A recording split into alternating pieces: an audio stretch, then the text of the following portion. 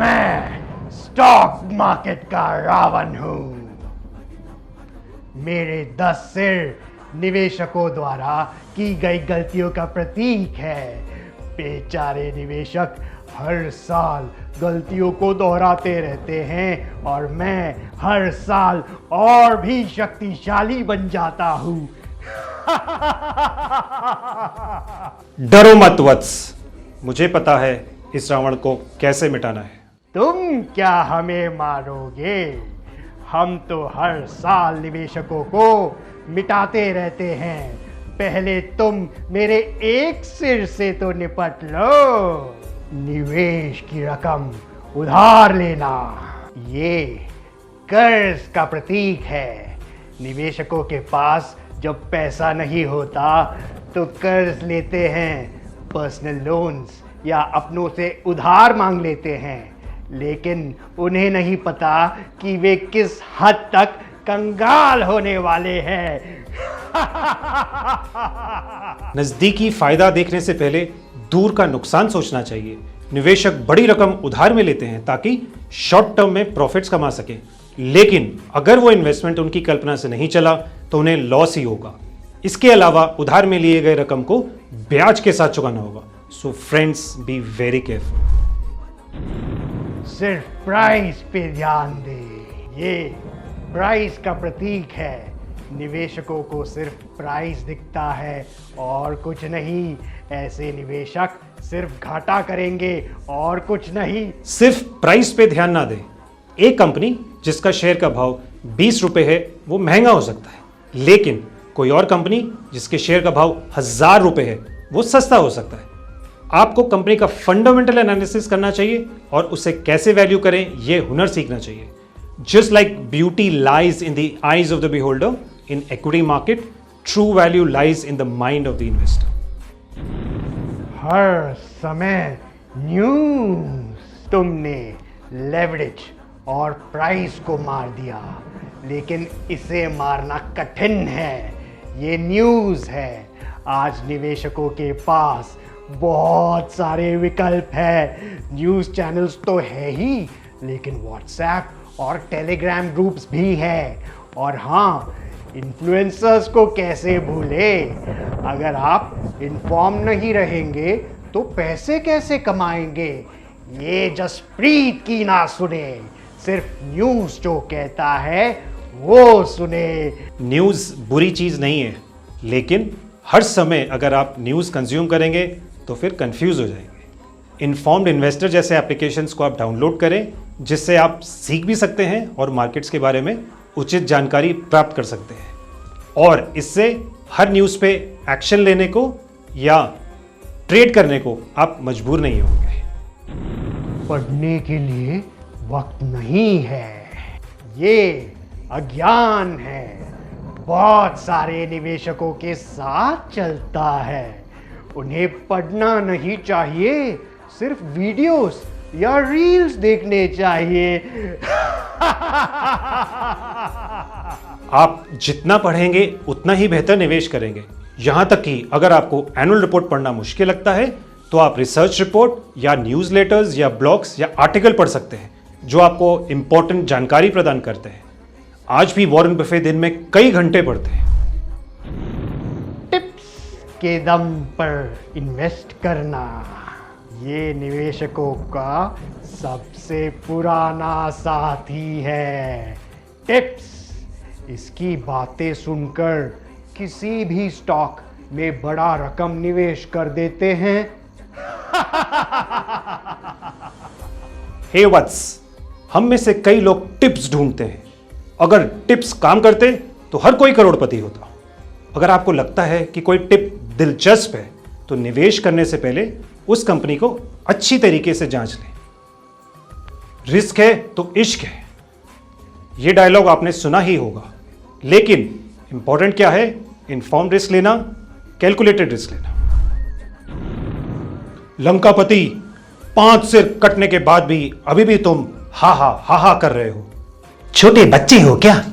बहुत कम या अत्यधिक डाइवर्सिफाई करना ये अनुचित डाइवर्सिफिकेशन है।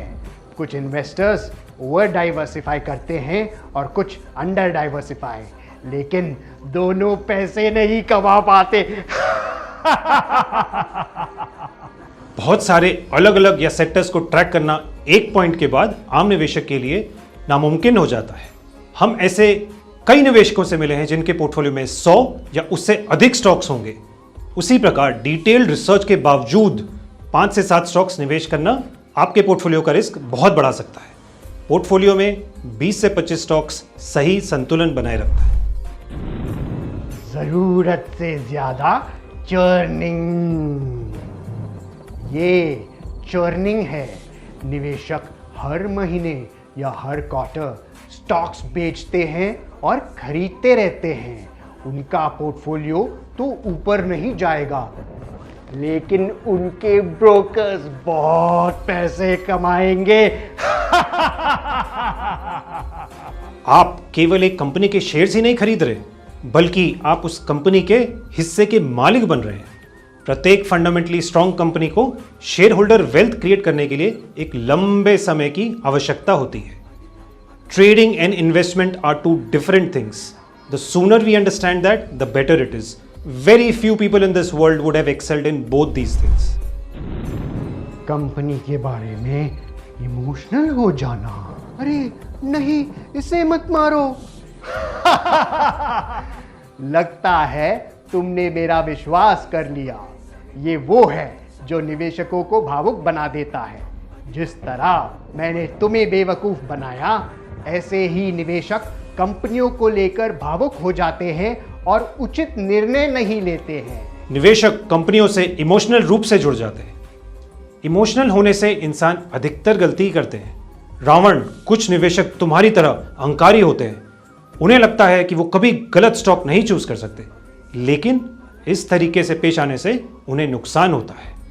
इसके बजाय निवेशक को क्वालिटेटिव और क्वांटिटेटिव फैक्टर्स के आधार पर निर्णय लेना चाहिए, जिसका हम रिसर्च एंड रैंकिंग में पालन करते हैं। मार्केट को टाइम करना, जब बाजार गिरेगा तो मैं निवेश करूंगा। रुको रुको, ये और गिरेगा। नहीं नहीं, ये कल उठने वाला है। ये टाइमिंग द मार्केट है और बहुत सारे निवेशकों के मन में रहता है। हम में से बहुत लोग मार्केट को टाइम करने की कोशिश करते हैं। मार्केट जिंदगी की तरह ऊपर नीचे जाती रहती है।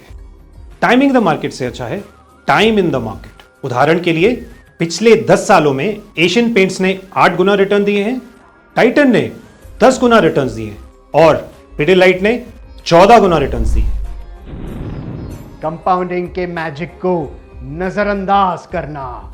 जसप्रीत, अब सिर्फ मैं बचा हूं, लेकिन शायद निवेशकों का सबसे बड़ा दुश्मन हूं। मैं वो हूं जिनके कारण वो कंपाउंडिंग को नजरअंदाज करते हैं और कुछ सालों में 2 या 3 गुना मुनाफा मिलता है तो शेयर्स बेच देते हैं।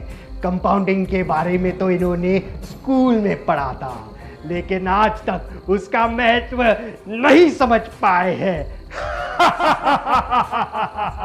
अगर आप 1 लाख रुपए निवेश करते हैं और अगर उस पे 26% कंपाउंडिंग रिटर्न्स कमाते हैं, फिर 10 सालों में यह रकम 10 लाख हो जाती है। 20 सालों में यही रकम 1 करोड़ हो जाती है। आपका होल्डिंग पीरियड जितना ज्यादा होगा, आपके रिटर्न्स उतने ज्यादा होंगे। This is the real power of compounding, my friends. Lanka नरेश रावण, इन्वेस्टर्स की भलाई के लिए तुम्हारे आखिरी सिर को भी ध्वस्त करना आवश्यक है। दोस्तों, उम्मीद है कि आपको ये वीडियो पसंद आया। आप अपने वेल्थ क्रिएशन की इन्वेस्टमेंट जर्नी में अक्सर स्टॉक मार्केट के रावण के सिरों को पाएंगे, लेकिन आपके लिए इन गलतियों से दूर रहकर निवेश करना बहुत इंपॉर्टेंट है। रावण पाजी, ਇੱਥੇ ਆ, सब नु दशहरे दी शुभकामनाएं दे दीजिए। धन्यवाद जसप्रीत जी। दोस्तों, हम उम्मीद करते हैं कि आप सही तरीके से निवेश करेंगे और बहुत सारा धन कमाएंगे। आप सबको नवरात्रि और दशहरे की ढेर सारी शुभकामनाएं।